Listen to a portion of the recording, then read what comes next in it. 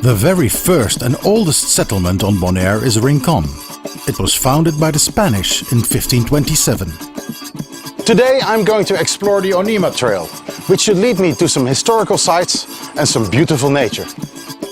The trail is marked by yellow signs at the side of the road, like this one. It starts off at Mangazina di Rei, a cultural park. Mangazina di Rei means the King's Warehouse. The Mangazina di Rei is part of a cultural park and learning center with the purpose of arousing interest for the Bonairean culture, Bonaire's history and landscape, and the nature of the area around the village of Rincon. At Mangazina di Rei, you can see, feel and taste the culture of Bonaire. There used to be a storehouse where the king's slaves came to collect their provision during the 19th century. So they would work in the salt pans, and after a hard labor work, then at Saturday they needed to come here to collect their provision, which you may see over here is something which we nowadays still call a cana in our own language, yes. And this used to be the measurement back then. A female slave would receive 5 of these wooden boxes filled with the seeds of sorghum, yes, and the male would receive 6. And this was on a weekly basis. Out of this, they would then, for example, make porridge, what you would call like pancakes, and also something which is kind of like polenta. Over here you may have a nice view of Onima.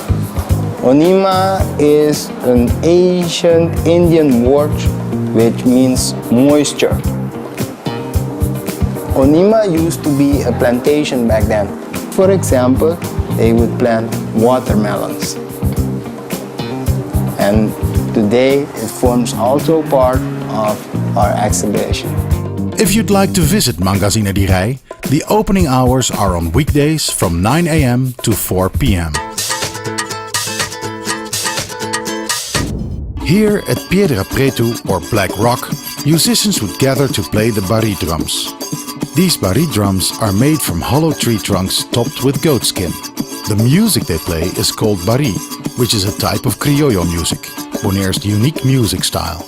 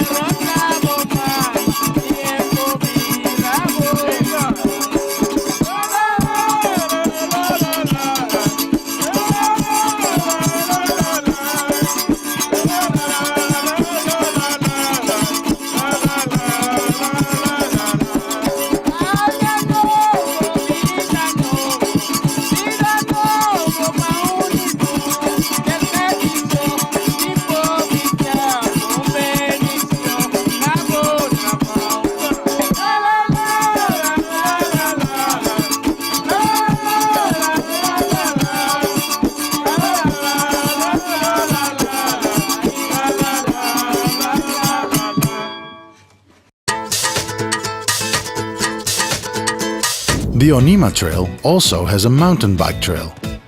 You can discover the trail by following the blue rocks. Hi. Hey, you guys riding the Onima Trail? Yeah, we just did it for, what is it, second time? It's a really nice trail. It's smooth, it's wide, a lot of beautiful nature. And well, I would say even if you're a beginner, it's a fantastic trail, yeah. Yeah, it's not hard? Well, I mean, it's okay. You know, it's warm, of course, but it's good, yeah. The next stop is at Bos Shan Leu. Throughout this trail, you will notice that collecting water is very important. This well was named after John Leeuw, who used to live here. Wells with windmills like these are very important to Bonairean farmers. In the valley of Rincon, only 3 wells provide water fresh enough to irrigate fruit and vegetables. Farming on Bonaire is very hard work and labor intensive.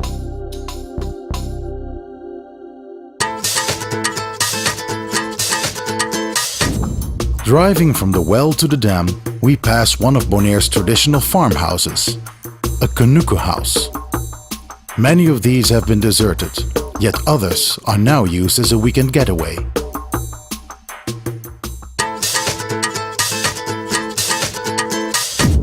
Driving through the typical Bonairean landscape, we arrive at our next stop, Dam Grandi. Another way of collecting water is catching the rain. This is Dam Grandi. It catches the rain coming down from the hills. The Bonairean rainy season usually lasts from October till mid-January. And during a wet season, 1,000 millimeters will fall. During a dry season, about 200 millimeters will fall. As you can tell, we are filming in a very dry season.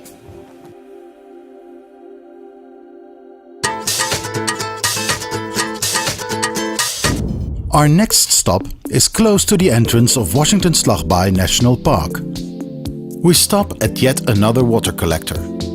This water tank was used to store drinking water for the people living in this area. But in 1979, the first drinking water pipes were installed in Rincon. And in 1986, they were extended to Washington Slagbaai Park. So there is no more use for this huge water tank. And it's now just a bit of history.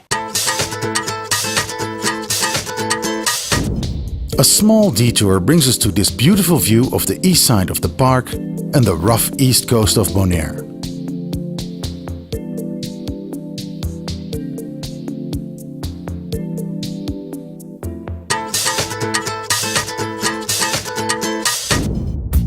At Playa Grandi, I meet with Juffrouw Joy.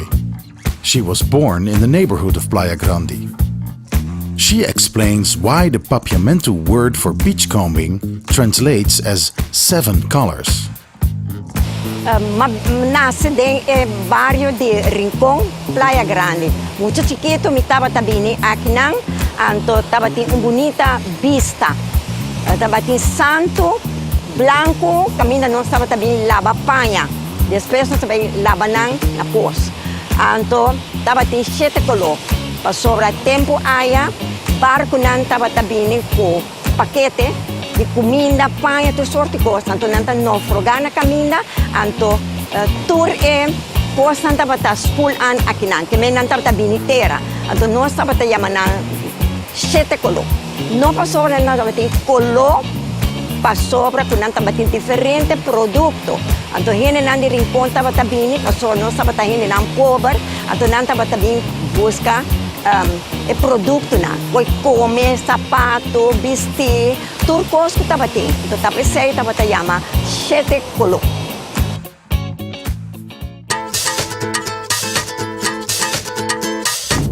The flat landscape and the constant eastern trade winds make the east side of the island an ideal location for generating wind energy. These 12 modern windmills on Morotin generate about 35% of Bonaire's total electricity demand.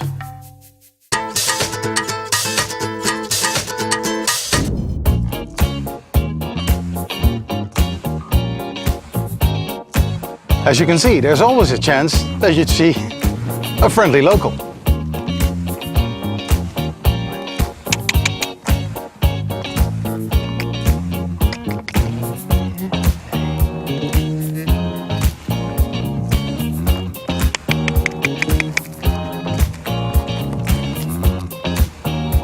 Well, he's on his way, and so am I.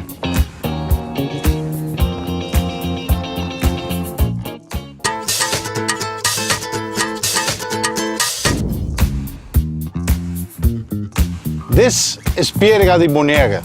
This rock was thrown ashore thousands of years ago by a tsunami. Just imagine the kind of force it takes to lift up a rock like this and throw it down somewhere else. To the people in Rincon, Boca Onima was a port to the sea. But as you will notice, it's very rough. It usually was too dangerous to fish, and it was only possible to sail out when the wind dropped or during a wind reversal.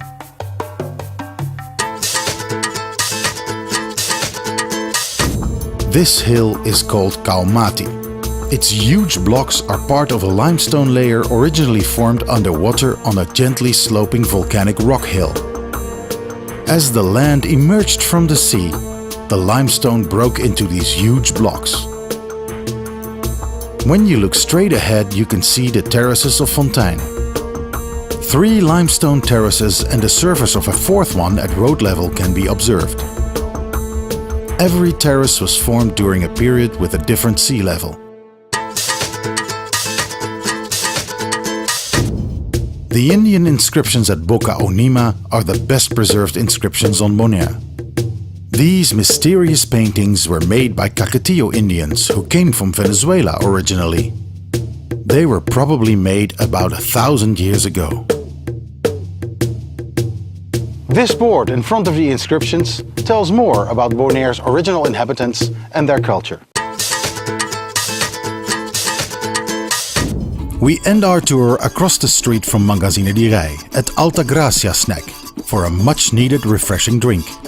Sitting in the shade, watching the goats, I think to myself, this is the real Bonairean island life.